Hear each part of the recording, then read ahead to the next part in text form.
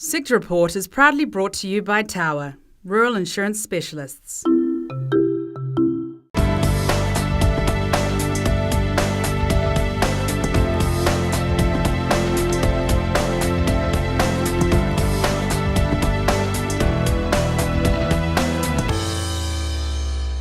Welcome to Tower Sector Report. I'm David Beatson, and this week we find out what's got rural contractors worked up and what they're doing about it. The rural contractors are fired up about big fines for breaking road rules and fighting for transport regulation changes. But is their message getting through to safety-conscious politicians? Well, the rural contractors have been fighting a long-running campaign for more flexibility in the rules of the road. Current legislation sets maximum driving hours and minimum rest periods. The same limits apply whether you're driving a tractor or a truck. And the rural contractors say what's good for the long-haul freight business isn't good for farm business. The demand for their service is subject to big and sudden fluctuations due to the weather, to critical harvesting times, and the cyclical nature of farm production.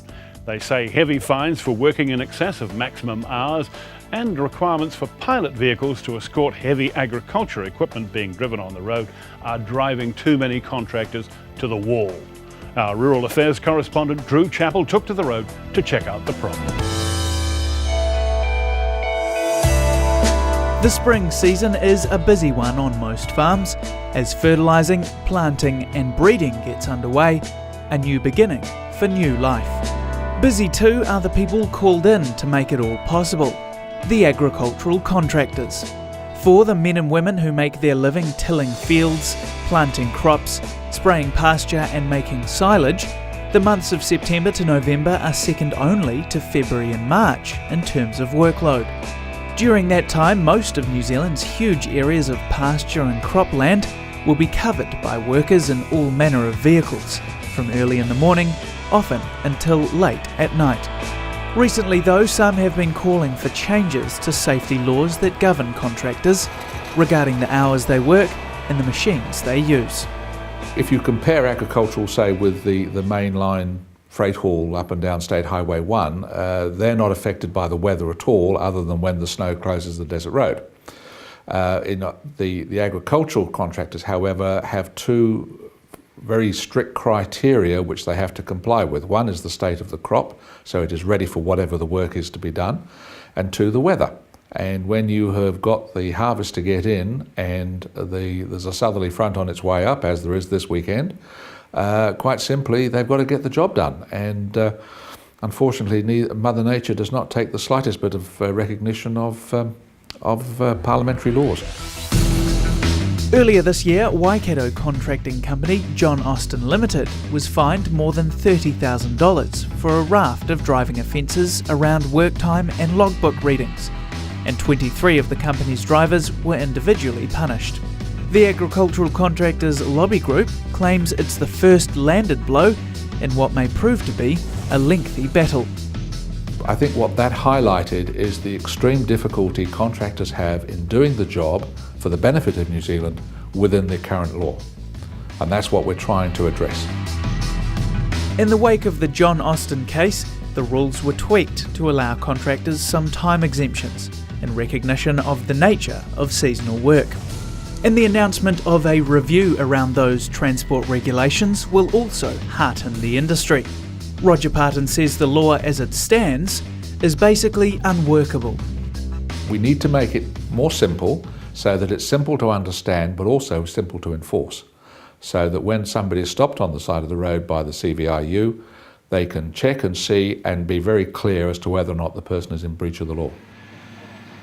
In the USA and Europe, agricultural vehicles are largely exempt from transport regulations in recognition of their unique status. While the New Zealand landscape and road systems certainly don't help matters, contractors believe there should be some leeway given to machines whose primary purpose is served on productive land. It's when these large, slow-moving, potentially dangerous vehicles get on our highways, though, that we start to see a problem. Well, we don't face any different challenges from those that are faced around the rest of the world, and in a lot of cases they have taken a different course and they have exempted agricultural vehicles from certain aspects of transport legislation. In New Zealand, they haven't done this, and in 2007, when the work time rule changed from being goods service vehicles to heavy vehicles, it captured a whole number of agricultural vehicle operators and has been causing a lot of problems ever since. One contractor who suffered more than most under the regulations is Te Puke local Bill Webb. Bill bought his first tractor at the age of 14, helping out on his parents' farm, baling hay and doing small jobs for the neighbours. Spread from there, word of mouth. I still carried on milking cows for quite some time, but at the same time I love driving the tractors, any excuse to get on the tractor and do some tractor driving. So it just meant and built up the machinery side of it from there. It was a battle, but it was started from nothing. I mean, I didn't take over an existing contract or anything like that. I started from nothing and worked my way up, fixing machinery and getting better machines and getting another bit better machinery, fixing it up and contracting with it to make it pay, and eventually getting up to winning the contract the year 2004. Given the industry's highest honour in 2004, Bill at one stage owned and operated a huge fleet of farming machinery, the product of more than 30 years' hard work. As his business grew, however, so did the pile of paperwork, something he initially recognised as a necessary evil. It's been hard work getting through it. It is a lot of paperwork, it's a lot of time spent doing it. I had my operations coordinator working on it, a lot of his time was spent doing that. So it is very costly, it does come at a cost, but at the same time it obviously works because we didn't have the accidents. And it's certainly been a challenge working through it. It's very daunting when you look at it and look at the book and what you've got to do, but it's just a matter of working through with people in the industry that can help you, and there's a lot of people out that can offer help and assistance and guidance. Last year, though, after an extended series of frustrating exchanges with the LTSA, Bill says he realised the regulations they expected him to adhere to were confusing, unrealistic and unworkable. So we decided that stress was definitely an issue that I needed to be dealing with, and so we needed to eliminate stressful things. So we went through what was causing me stress and decided that it had to go. And certainly with trying to be compliant with the issues we've had with LTSA, with trying to get our overweight permits and trying to finally get those, and all the hassles and frustrations we had with trying to just renew those was incredibly stressful. And we even, to this point, we actually told them we weren't able to operate legally anymore. It was about August last year. Enough was enough. I had to give up the contracting because I couldn't operate legally. I couldn't see how I could operate legally around the work time rule. Bill says the breaking point came when trying to renew road permits on some of his tractors, a process that took an incredible 15 months for the authority to approve. The booklet that they gave us, and even their permit online, is all incorrect, they now tell us. So we're trying to work to something that isn't incorrect, that's their permit. And so we're meant to try and work around something that's wrong anyway, but we're meant to be doing it right. So how are we meant to ever get it right? Early last year, Bill Webb reapplied for a road permit on his 11-tonne tractors, only to be told that the new regulations stipulated no more than 10 tonnes on a single axle. So he drained water from the tyres in order to meet the new regulations, and problem solved. But the only issue was the water was in those tyres to provide ballast and make the tractors safer. Bill says the news of John Austin's prosecution was somewhat of a wake-up call, as he realised that during the busy parts of the year, he too was essentially breaking the law, and it could put him out of business. I could see what he was going to be in for when I found out that he'd been pulled up on logbook issues. And I know from the way we were working our hours and things with our staff that I would have been in a similar situation as well. And so it sort of really highlighted it for me that it only takes a complaint or an accident and you get investigated, and then consequently you pay the consequences, you pay the fines, you pay this, or whatever happens as a result of. And I wasn't prepared to go there because this was too stressful for me. I'd rather not do it if it's going to be like that. Bill says he could easily have continued business as he was, skirting a fine line with the law, fingers crossed he wouldn't get caught out like John Austin was. It's about us. If we have an accident or somebody runs into us, we could be just innocently driving down the road, somebody loses control, crashes into us, all of a sudden, because we're obviously on the road with big machinery and stuff, the CVI, you get involved. And if they find that we haven't been working to the work time rule and things like that, well, obviously they're then turn around and point the finger at us, and then we potentially can be lined up for very serious charges and fines, and I just don't want to go there.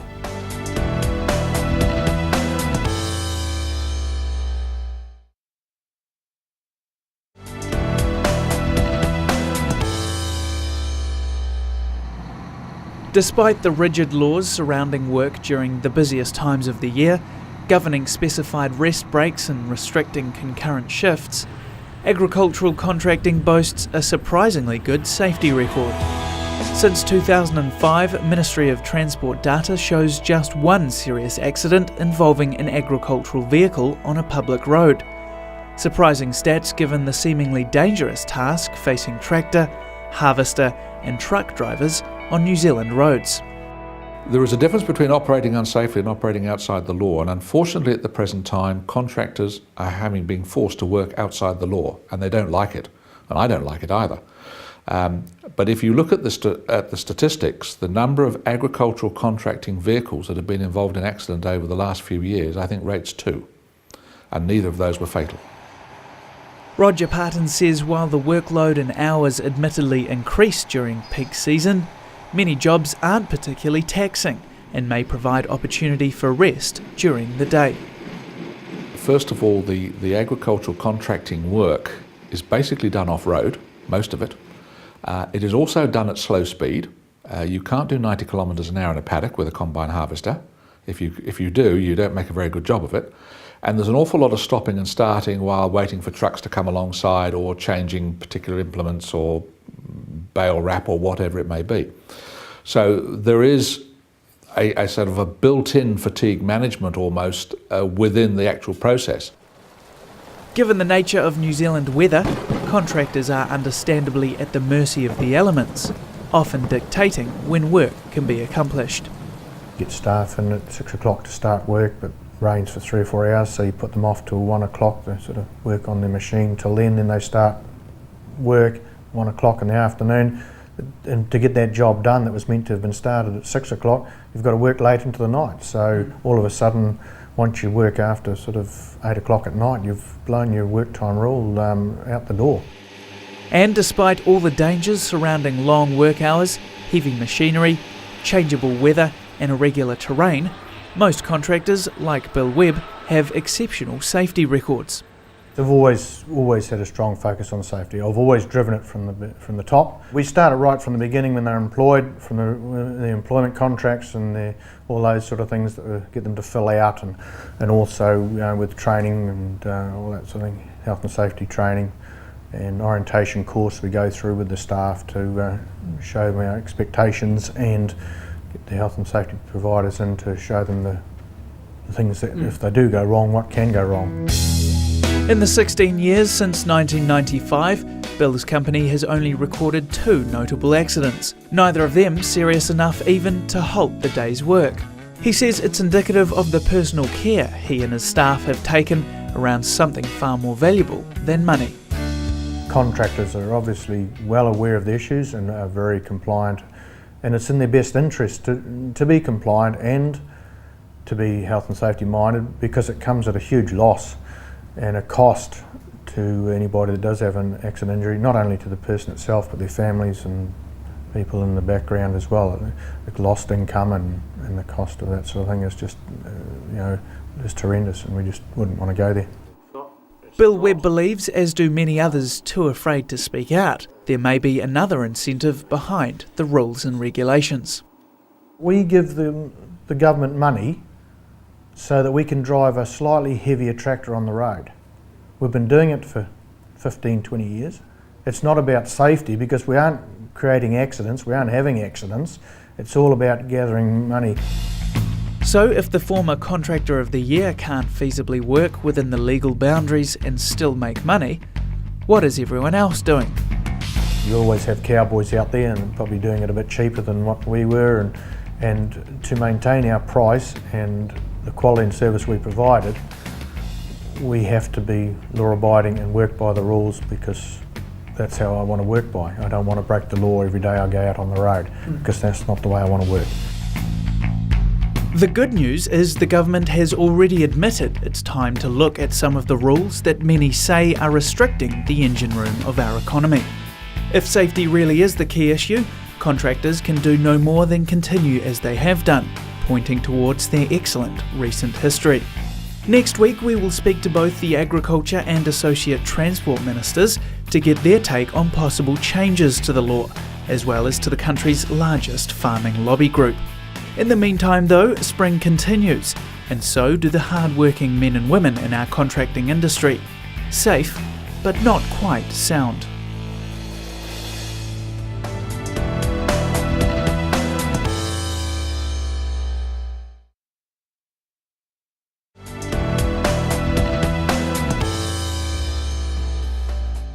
Welcome back to Tower Sector Report. Well, the rural contractors have been taking their case to Parliament on many occasions, and over the years they've won some concessions, like exemptions from keeping logbooks. But until now, the politicians have treated their call for flexibility to work up to 18 hours a day with some caution. To find out why, I spoke recently to the Labour opposition's transport spokesman, Shane Jones, who sits on the select committee that's been listening to their submissions. Shane Jones, thanks for joining us. Let me ask you this first up. To what degree do you think that the rural contractors actually have made a case for special consideration under transport law? Well, they've developed profile around their case, etc. And let's be charitable to them to this extent. They're key providers of services to that massive agricultural sector. But they've got to be careful, because there's such a level of fear that big units and big operators on our roads are capable of creating a lot of damage. So I think their advocates need to bear in mind that when the public express their fears, they're genuine, and don't overplay your hand. To be sure, but these guys are saying, look, we've got a particular issue. We've got an industry which is, pretty tight margins, and we have to do things in a hurry, and we have to do them for protracted hours, because you've got to get a crop when it's ready. You've got to do something before the weather breaks. All of these problems which particularly affect them, and they ain't the same as a long-haul trucking operation. No, that's true. Recently we had the Crane Association come to the Select Committee, and they felt that regulations which have been contemplated by the ministry officials, transport officials, are going to have a disproportionately negative effect on them. So what I'm saying is that this particular group are an important group, but they're not the only group of special users of transport services, etc. Sure. Well, let me ask you though, are the officials pressing for kind of one-size-fits-all solutions, and we're just seeing a whole series of specific exceptions being sought by various groups of road users who actually don't fit the standard mould? Yeah, you're making a very good point. As I said at the Select Committee recently, the Transport Select Committee, we saw that there's so much special pleading happening. I've got to tell you though, I've never been all that confident about the quality of regulation coming out of the Ministry of Transport officials. Having come from the world of the fisheries officials and been on the receiving end of their depredations, any minister or any politician has got to be a doubting Thomas once bureaucrats start wandering away and writing up regulations. So philosophically, I'm a doubting Thomas about the level of regulation that actually is imposed on sectors. I'd start there. Secondly though, these guys, they may have a special case, etc. What I'm saying to them, don't overplay your hand. There are genuine concerns out there in the public about big users of transport services. They have had a 6-month trial of a system providing for variations in the allowable limit to 18 hours a day, from 13.5 I think it is at the present, with appropriate rest breaks and in particular circumstances. What do you know about that trial and how it went? Well, let's cut to the chase here. They've both got a strong case, but the thing that I know about the trial is that they're going to face indifference from the bureaucracy, because the bureaucracy have a universal model in mind, and they don't want to see that model unravel like a finely woven cloak. But secondly, you know, they've got a government that's quite partial towards the agricultural sector, and if they're ever going to get a trial and its results over the line, you would imagine they'd get it over the line where they've got a national government that's very friendly to the federated farmers, and they probably just, to be honest with you, they probably haven't had the opportunity to secure the endorsement of Stephen Joyce, because Nathan Guy is a farmer. Shane Ardern is a farmer. They've got advocates there. So my suggestion would be that Stephen Joyce, the Transport Minister, could make the problem go away like that. If he's choosing not to, then that's a problem amongst themselves. Okay, but I mean, I'm really asking you as a receiver of advice from officials and so on, whether you're getting any alarming evidence, for instance, that operators weren't complying with the rules developed for that trial, or weren't actually engaging in safe practice. Well, there are a few egregious cases that come our way from time to time. The ministry officials don't ordinarily advise opposition MPs, although they come to the select committees from time to time. And let's acknowledge that if you do have a pattern of wrongdoing, then they're going to be pinged, they're going to be penalised, etc. And I don't actually like that approach. I like the approach where, okay, if you're a professional, give us a professional solution. And if I was the minister, I would embrace that solution, and then I would dedicate the bureaucrats to doing what I thought not only they wanted, but we could tolerate as politicians. Now, if you do have a pattern of egregious wrongdoing, though, David, you've got no other option, mate, than to reach for a punitive strike. To be sure, and that's really what I'm asking you. Is the evidence there that suggests that the practices that the rural contractors are adopting in reality, whatever regulation and law says, constitute a hazard either to them or to other road users? I wouldn't go that far, mate.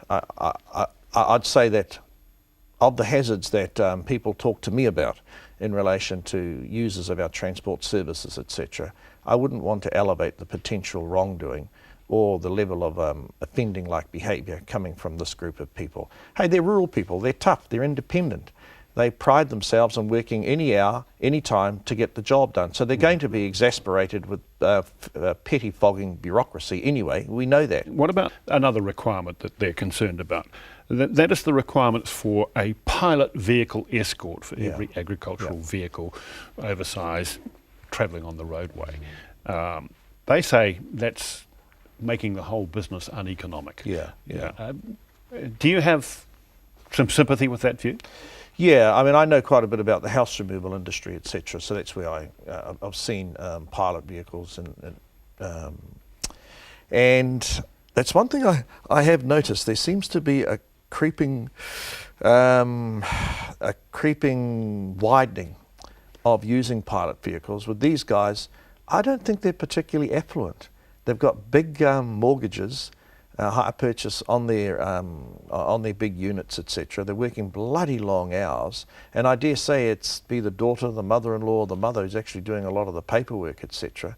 So anything that's going to worsen their ability to actually be profitable and stay in business, they're probably going to get my sympathy, mate.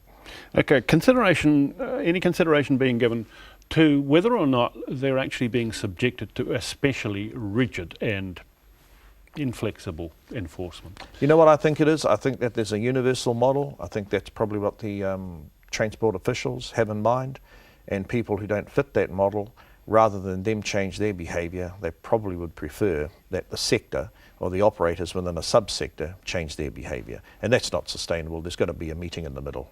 Okay, final point. Is there any indication when this rather long, protracted review of transport legislation applying to the agricultural contracting sector is going to be completed? Yeah, okay. The key point to bear in mind is that legislation has been to the Select Committee and it seems snagged at the moment. And the longer it goes on, it's probably going to impede capital allocation decisions that investors and firms are going to make about their transport assets, etc. But in addition to that, the real power will be wielded by the officials after the regulations have been conceived and eventually executed. And I think that's the real danger here. Us politicians, we'll be onto something else, mate. We'll have a different select committee, may even have a different minister, but you can put money on this. The officials will still be there paddling the waka, and my only fear is that the waka won't be going around and around. It'll be going backwards for this particular sector. So be very vigilant about those who want to introduce those regulations with inadequate public process. Shane Jones, thank you very much. Shane Jones, Labor spokesman on transport. Well, since we spoke to him, it looks like there's been a breakthrough, and the regulations will be reviewed. We'll bring you more in the next edition of Tower Sector Report, but that's all for now. Remember, you can catch our show again anytime via the internet at www.country99tv.co.nz. Thanks for your company. I'm David Beatson for Tower Sector Report. Bye for now.